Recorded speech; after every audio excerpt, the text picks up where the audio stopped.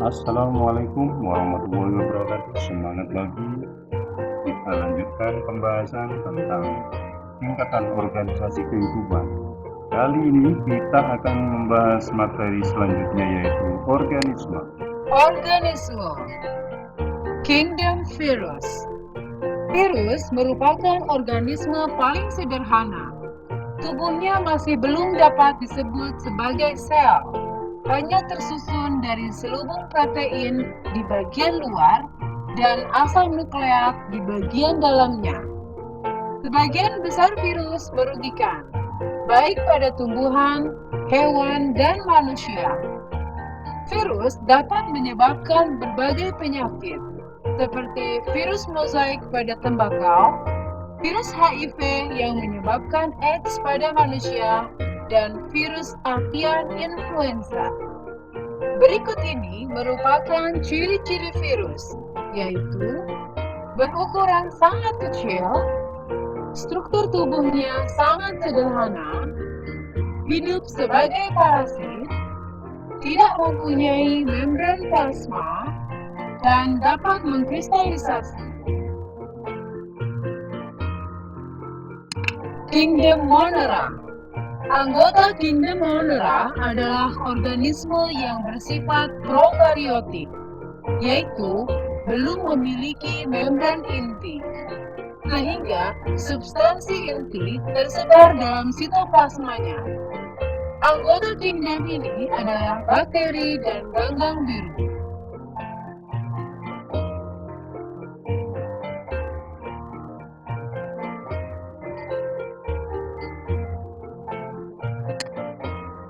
Bakteri adalah organisme yang berukuran kecil sehingga untuk melihatnya diperlukan mikroskop. Bakteri memiliki bentuk yang bermacam-macam. Ada yang berbentuk batang atau bacillus, ada yang berbentuk bulat coccus, dan bentuk spiral atau spirum. Ini adalah contoh bakteri bacillus. Ini adalah bakteri coccus, ini adalah bakteri spirum.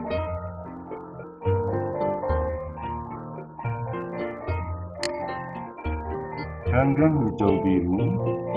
Ganggang hijau biru mempunyai daerah penyebaran yang sangat luas. Organisme ini dapat ditemukan di perairan, tanah, dan batuan yang lembab, menempel pada tumbuhan dan hewan, bahkan dapat hidup di sumber air panas yang bersuhu 85 derajat Celcius. Oleh karena itu, organisme ini disebut organisme perintis, yaitu organisme yang dapat hidup di daerah yang belum dapat ditempati oleh organisme lain.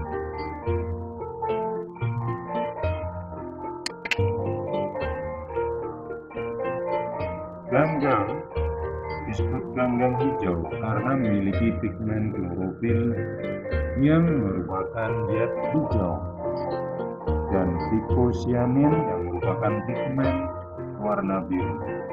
Beberapa ganggang dari jenis ini menguntungkan seperti anabainazol yang dapat membantu memikat nitrogen bebas di udara sehingga dapat menyuburkan tanah. Selain itu, spirulina bermanfaat sebagai suplemen karena mengandung protein yang sangat tinggi. Ganggang hijau biru yang merugikan antara lain Microcystis aeuginosa yang dapat membunuh organisme perairan. Kingdom Protista. Berbeda dengan Monera, anggota Protista sudah mempunyai membran inti. Anggota Protista memiliki sifat peralihan antara tumbuhan, hewan, dan jamur, sehingga dikelompokkan dalam kingdom tersendiri. Kingdom ini dibagi menjadi 3, yaitu Protista mirip hewan, Protista mirip tumbuhan, dan Protista mirip jamur.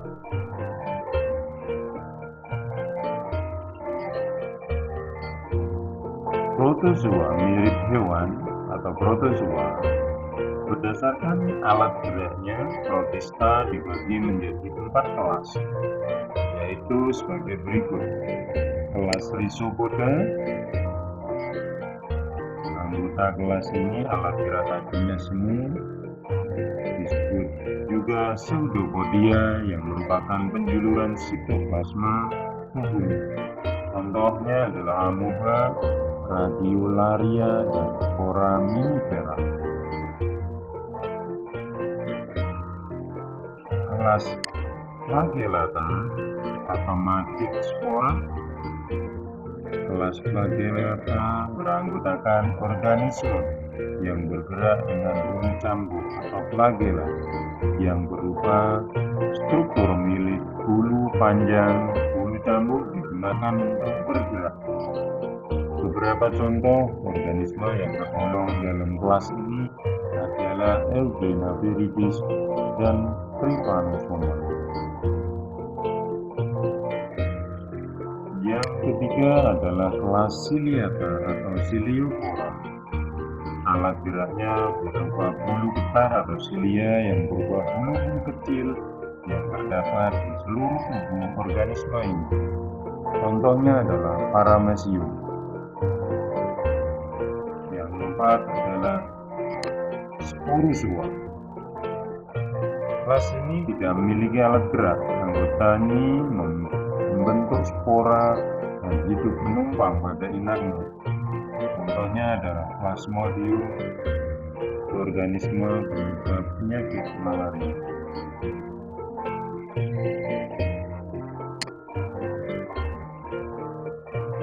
Protista mirip tumbuhan atau alga. Ganggang menyerupai tumbuhan, namun lebih sederhana karena belum memiliki bagian-bagian tubuh seperti akar, batang, dan daun sejati, atau sering disebut juga dengan talus. Ganggang dikelompokkan menjadi 4 kelas berdasarkan pigmen yang dimilikinya. Yang pertama adalah ganggang hijau. Ganggang hijau umumnya ditemui di tempat-tempat berair. Jenis ganggang ini memiliki pigmen hijau atau klorofil dan sedikit pigmen kuning atau karotin. Contohnya adalah Spirogyra, Ulobrix, Voltox, Chlorella. Ganggang yang kedua adalah ganggang coklat. Coklat ini didominasi warna pigmen coklat atau picosantin. Selain klorofil, organisme ini berbentuk seperti batang atau lembaran, dan sebagian telah memiliki bagian yang berbentuk menyerupai akar, batang, dan daun pada tumbuhan. Contohnya adalah Fucus, Sargassum, Luminaria, dan Macrocystis. Ganggang yang ketiga adalah ganggang merah. Jenis ganggang ini memiliki klorofil memiliki pigmen warna merah atau picoperendin yang dominan.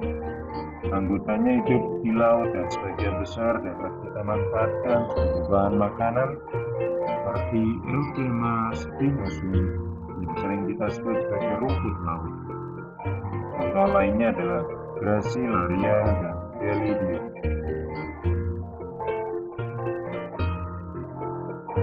Yang keempat adalah ganggang tiram. Pigmen warna yang terdapat dalam ganggang ini adalah klorofil, karotin, dan xanthophyll. Ketiga pigmen warna ini menyebabkan ganggang berwarna kekuningan atau keemasan. Contoh ganggangnya adalah diatom yang dinding selnya banyak mengandung zat persik atau silika.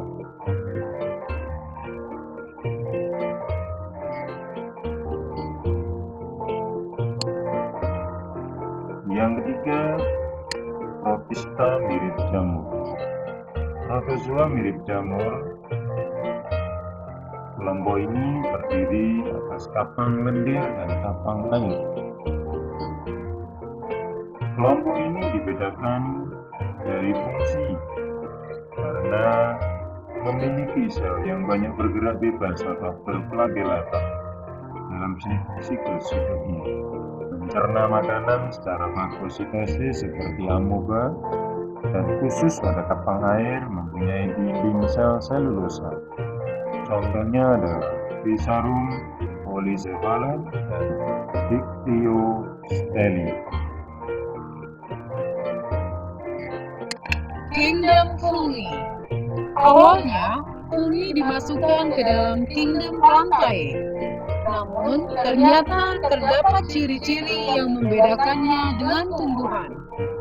Ciri-ciri tersebut antara lain adalah tidak mempunyai kloroplas, sehingga tidak mempunyai pigmen hijau atau klorofil. Kingdom fungi yang pertama adalah Zygomycotina. Jamur yang tergolong dalam kelompok ini memiliki hifa yang tidak bersekat-sekat. Contohnya adalah Rhizopus, yang merupakan jamur yang berperan dalam pembuatan tempe. Jamur yang tergolong dalam jenis ini dapat berkembang biak secara generatif dengan cara zygospora dan secara vegetatif dengan pembentukan spora. Yang kedua adalah Ascomycotina.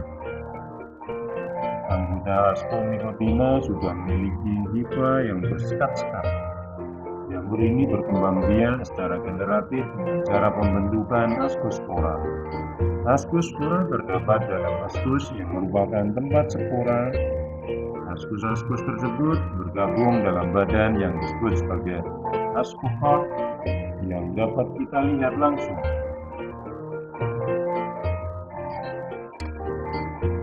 Yang ketiga adalah Basidiomycotina. Jamur yang tergolong dalam kelompok Basidiomycotina merupakan jamur yang berukuran besar sehingga dapat kita lihat secara langsung. Jamur ini berkembang biak secara generatif dengan pembentukan Basidiospora. Jamur-jamur yang kita makan umumnya berasal dari kelompok ini, antara lain jamur tiram, Pleurotus, jamur kuping, Auricularia, dan jamur merang atau Volpariella.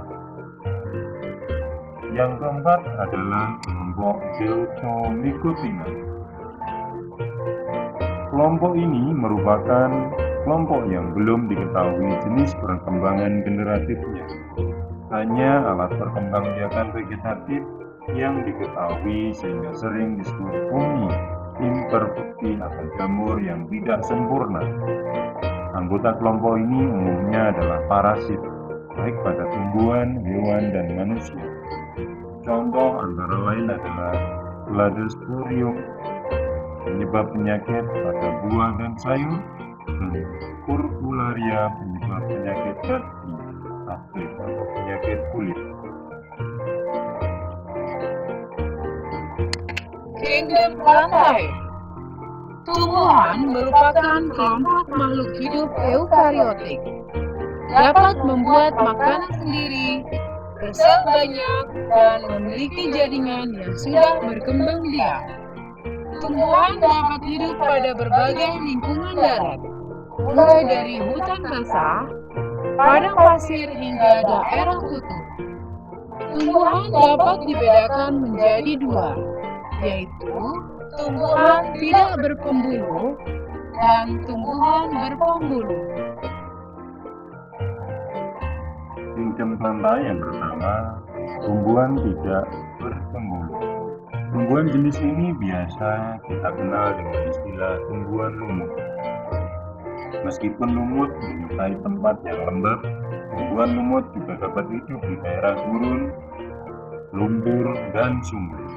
Di hutan, tumbuhan lumut ditemukan menempel pada pohon, batu, atau membentuk lapisan dasar hutan. Berdasarkan bentuk tubuhnya, lumut dapat dibedakan menjadi tiga, yaitu lumut hati. Lumut hati atau hepatisi berbentuk lembaran dan hidup menempel di permukaan tanah yang lembab, menempel di tebing yang basah, atau terapung di atas air. Contoh lumut hati adalah Marchantia polymorpha yang dapat digunakan sebagai obat hepatitis. dan Riccicarpus nathan yang merupakan tumbuhan lumut hati yang hidup terapung di permukaan air. Lumut yang kedua adalah lumut daun atau musci. Lumut daun memiliki bentuk mirip dengan tumbuhan yang biasa kita temui. Lumut ini telah memiliki daun batang yang tegak dan rizoid yang mirip akar tumbuhan. Lumut daun sering disebut sebagai lumut sejati. Contoh lumut ini adalah lumut gambut atau sphagnum. Lumut gambut yang telah disterilkan dapat digunakan untuk membalut luka. Lumut gambut yang telah dikeringkan dapat digunakan sebagai bahan bakar. Lumut yang ketiga adalah lumut tanduk. Lumut tanduk secara umum menyerupai lumut hati dan lumut sejati, tetapi sporofitnya berbentuk memanjang seperti tanduk. Tumbuhan lumut tanduk sering dijumpai berlimpah di tempat-tempat basah seperti tepi sungai, tepi danau, atau di sepanjang selokan. Contoh tumbuhan lumut tanduk adalah Anthoceros.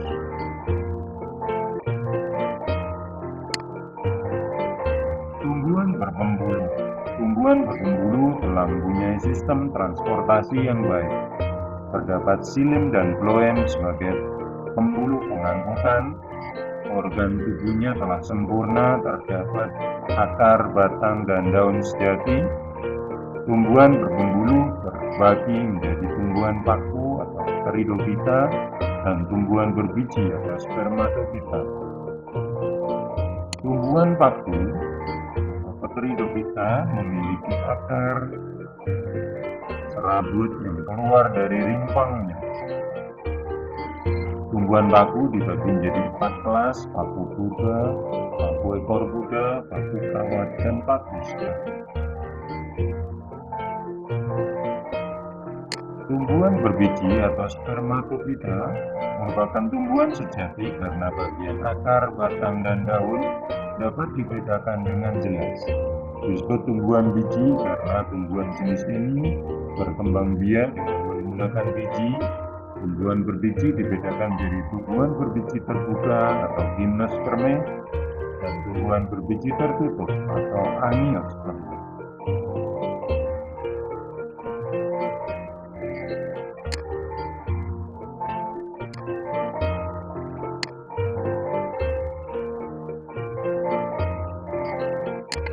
Kingdom Animalia. Para ahli membedakan hewan menjadi kelompok hewan yang tidak mempunyai tulang belakang dan hewan yang mempunyai tulang belakang. Kingdom Animalia yang pertama adalah hewan yang tidak bertulang belakang. Hewan-hewan dalam kelompok ini umumnya bertubuh lunak dengan rangka luar atau exoskeleton yang menyelubungi tubuhnya. Vertebrata mempunyai susunan saraf yang terletak di bawah saluran pencernaan. Dapat dibedakan menjadi 8 pilot. Yang pertama adalah hewan berpori. Hewan berpori atau porifera terdapat pori-pori atau lubang-lubang kecil di seluruh tubuhnya. Porifera biasanya terdapat di perairan yang jernih.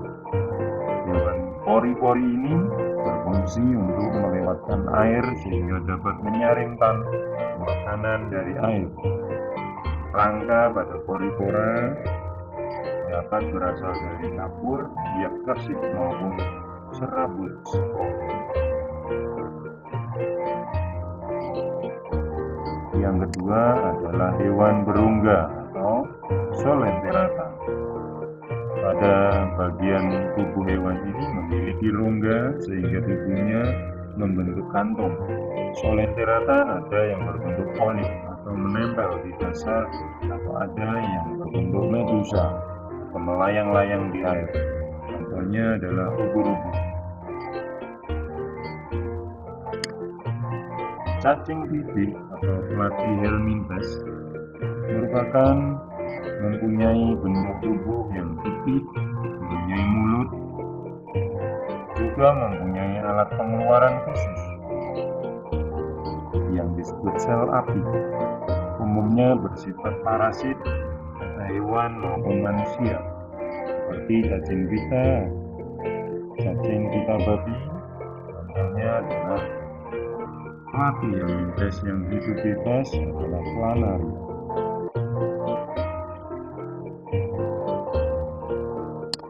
Selanjutnya adalah cacing gilik atau Nematelmintes, berbentuk gilik atau bulat panjang dengan ujung meruncing, tubuhnya dilapisi lapisan lilin dan tidak memiliki segmen-segmen.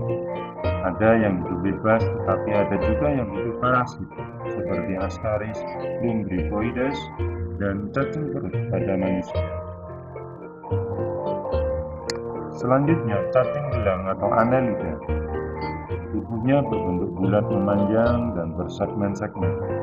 Contoh cacing ini adalah cacing wawo dan palulu yang banyak digunakan sebagai bahan makanan dan lintah.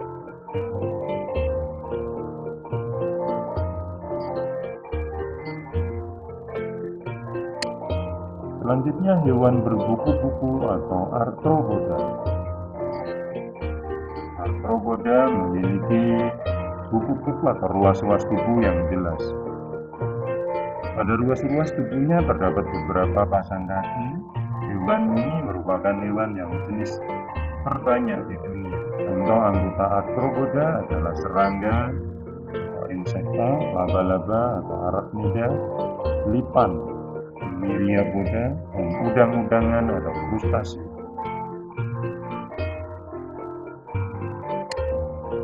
Hewan lunak atau moluska. Moluska memiliki tubuh lunak dan berlendir. Sebagian besar anggota tubuhnya merupakan sumber makanan yang potensial bagi manusia, seperti cumi-cumi, kerang, gurita, dan siput. Yang terakhir adalah hewan berkulit duri atau Echinodermata. Rangka Echinodermata tersusun dari zat kapur dan pada beberapa jenis membentuk duri-duri kecil. Hewan ini bergerak dengan kaki ambulakral yang berupa kantung-kantung kecil berisi cairan. Beberapa contoh hewan yang termasuk kelompok ini adalah landal laut, bintang ular, lilia laut, teripang, dan bintang laut. Selanjutnya adalah hewan bertulang belakang atau vertebrata. Hewan bertulang belakang bagian tubuhnya telah berkembang dengan baik dan mempunyai otak sebagai pusat pengaturan. Vertebrata mempunyai rangka dalam endoskeleton.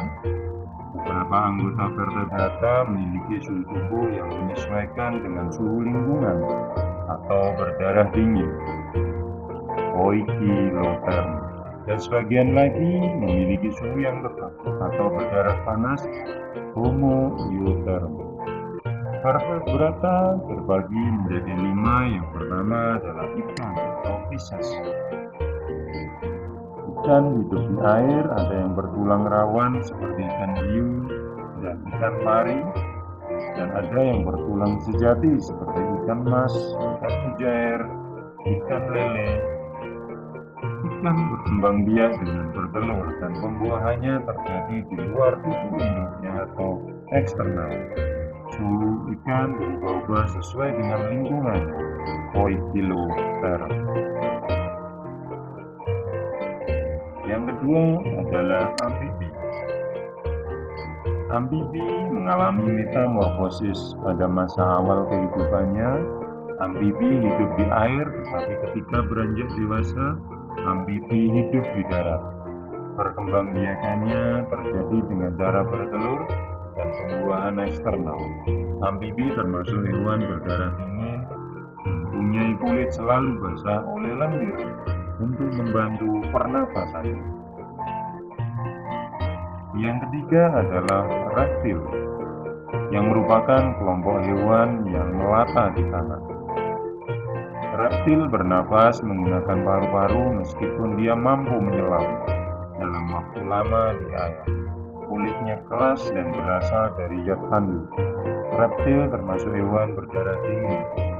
reptil juga bertelur untuk menaikkan suhu tubuhnya. Pembuahan pada reptil terjadi dalam induknya dan berkembang biak cara bertelur.